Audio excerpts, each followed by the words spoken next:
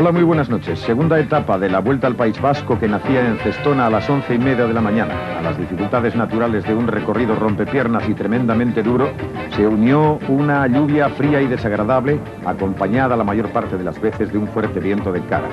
Los chubasqueros, las ropas de abrigo y los paraguas eran las más significadas notas esta mañana en la plaza del Ayuntamiento de Cestona.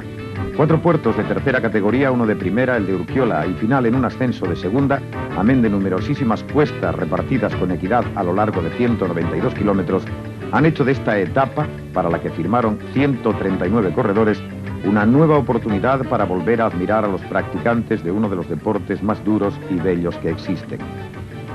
Después de tomada la salida en Cestona, parecía, en principio, que se presagiaba una etapa intranquila, interesante hasta su final, y así fue. Esta marcha casi sosegada era tan solo el anuncio de que algo se estaba preparando y que no iba a tardar demasiado en producirse. Por Iraeta y Arrona, la lluvia arreció cuando se enfrentaban las primeras rampas del Alto de Iciar de tercera categoría. Miguel Indurain en la cola del pelotón mantiene un ritmo tranquilo. No parece de todas formas que el navarro esté muy dispuesto a plantar cara en esta carrera. El ascenso se hace en compacto pelotón. El puerto no es lo suficientemente duro como para establecer grandes diferencias. En los metros finales se va a producir un mínimo sprint para puntuar bajo la pancarta del Alto. Evidentemente, el corredor francés del RMO, Thierry Claveyrolat, es el más interesado por el momento en sumar los puntos que le permitan seguir aspirando al reinado de la montaña, aunque ya hemos visto al activo Roberto Torres, que iba a ser el gran protagonista de la jornada. El grupo pasa a escasos segundos, un tanto estirado, tras los pasos del corredor francés del RMO. En el rápido descenso se va a producir uno de los hechos más noticiables de la jornada. El corredor de Lotus, Roberto Torres, deja la compañía del pelotón y empieza una aventura que se va a extender durante casi 160 kilómetros.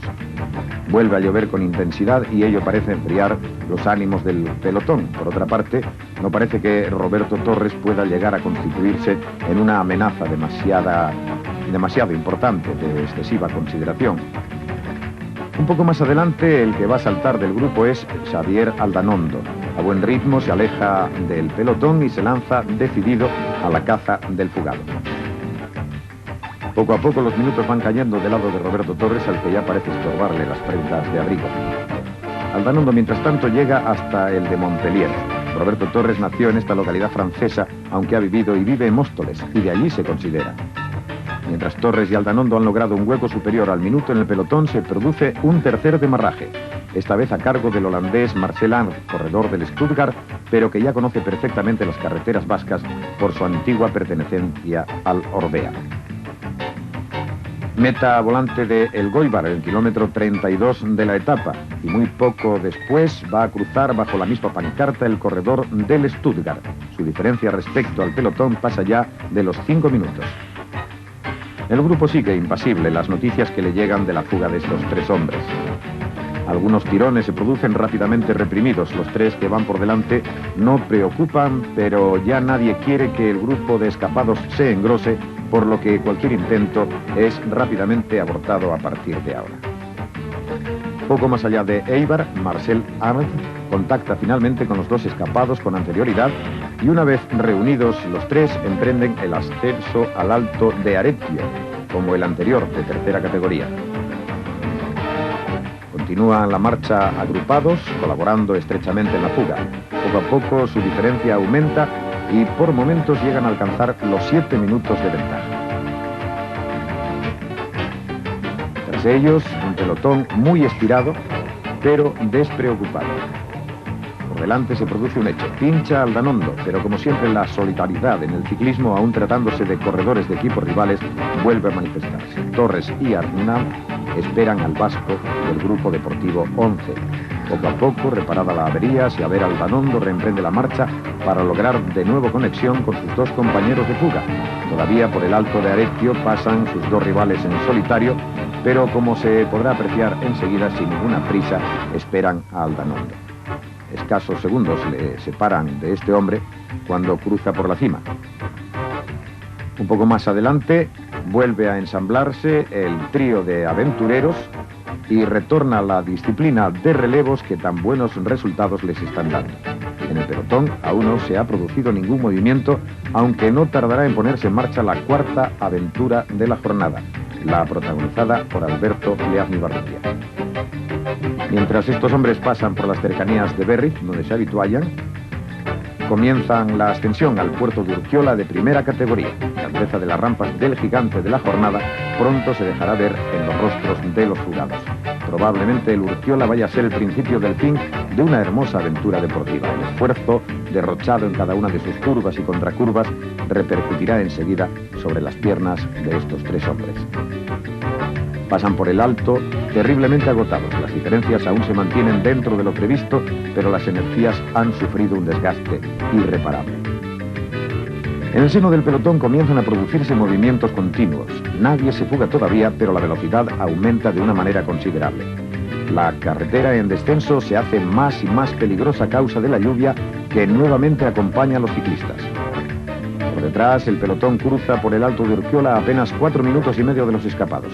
De este grupo han saltado algunos hombres, pero solo uno, Alberto Leaznibarrutia, conseguirá el despegue definitivo.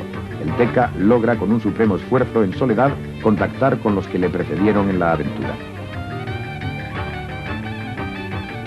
El grupo también desciende con todas las precauciones del mundo. Pese a ello se producirán algunas caídas, aunque por fortuna no parece que ninguna haya tenido ninguna consecuencia irremediable. Más adelante, Roberto Torres, Alberto Leaznibarrutia, Marcel Arndt y Javier Aldanondo atacan las rampas menos empinadas que las del Urquiola del Alto de la Palanca.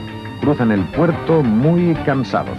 Conocen la cercanía de sus perseguidores, en los que los Class 11 e Histor Sigma parecen los más decididos a terminar con la aventura, con los corredores también del grupo deportivo BH siempre en cabeza.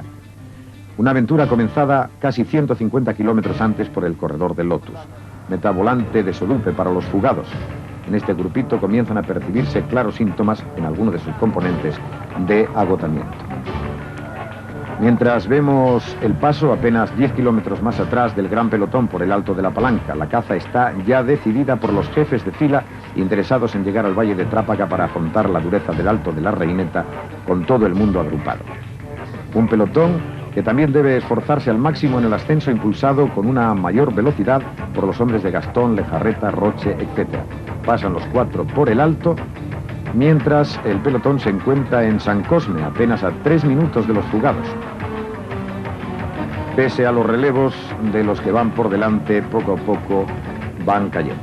Hay poco que hacer. Roberto Torres ha recibido órdenes de su director de emprender una nueva aventura, prescindiendo de la rémora que supone el cansancio de sus compañeros. La meta volante de Sopuerta Santana, en la que Roberto Torres asegura su jersey de primer clasificado en esta puntuación especial. Ahí está.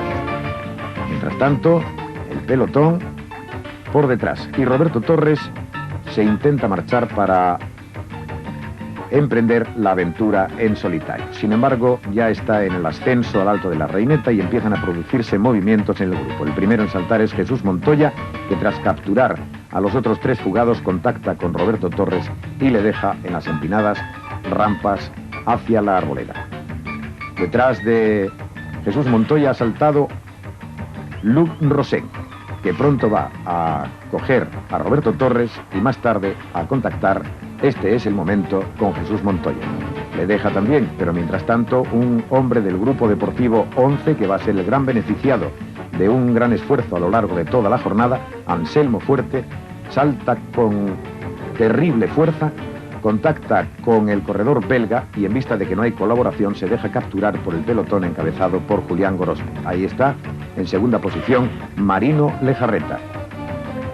Por el Alto pasan agrupados, ya se está formando el grupito que va a disputar el sprint. Un sprint que se produce cuesta abajo y que va a beneficiar a ese hombre que marcha en tercera posición. Es el alemán Rolf Gold. A su rueda, como pueden ver, salta inmediatamente Pello Ruiz Cabestany con el jersey blanco de primer vasco clasificado, que va a ser el nuevo líder. El podio lo ocupa en su lugar más alto uno de los corredores más carismáticos del pelotón español. Probablemente Pello haya obtenido hoy una de sus mayores alegrías en la carrera deportiva.